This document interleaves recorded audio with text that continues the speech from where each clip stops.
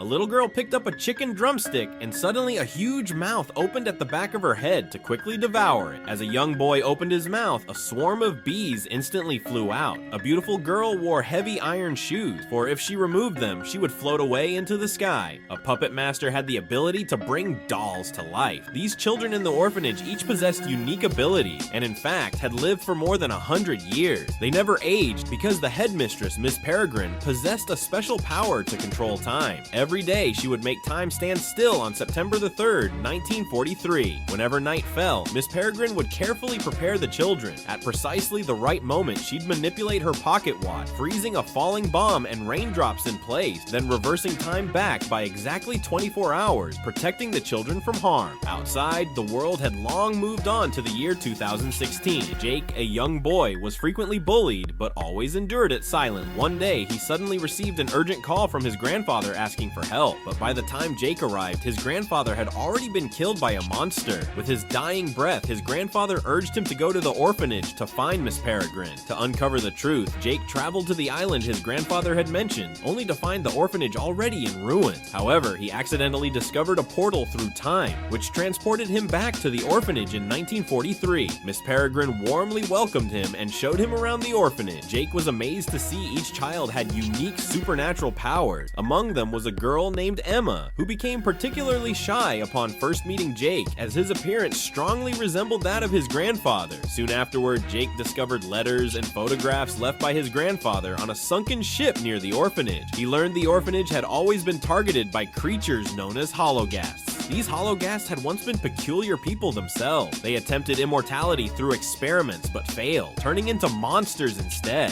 They could only temporarily regain human form by consuming the eyes of peculiar children. Jake learned he was special. He was the only peculiar able to see these hologhasts, and thus had the heavy responsibility of protecting the orphanage's children. Baron, the leader of the hologhast, disguised himself as a psychiatrist, secretly lurking around Jake for many years in search of the orphanage. He eventually led the hologhasts to attack the orphanage. To protect the children, Miss Peregrine transformed into her bird form, but was captured by Baron. After the orphanage was destroyed, Jake led the children in a counterattack. They summoned skeletal soldiers to engage the hologhasts in fierce battle. During the fight, the young boy unleashed his swarm of bees. The mummy twins turned enemies into stone, and the puppet master controlled a doll-sized elephant to crush the hologhasts. In the end, Jake cleverly defeated Baron and all the hologhasts. After the incident, the children bid farewell to Jake. Emma was especially reluctant to part with him. To resolve this regret, Jake traveled through Miss Peregrine's time portal to meet his grandfather while he was still alive. His grandfather encouraged him to bravely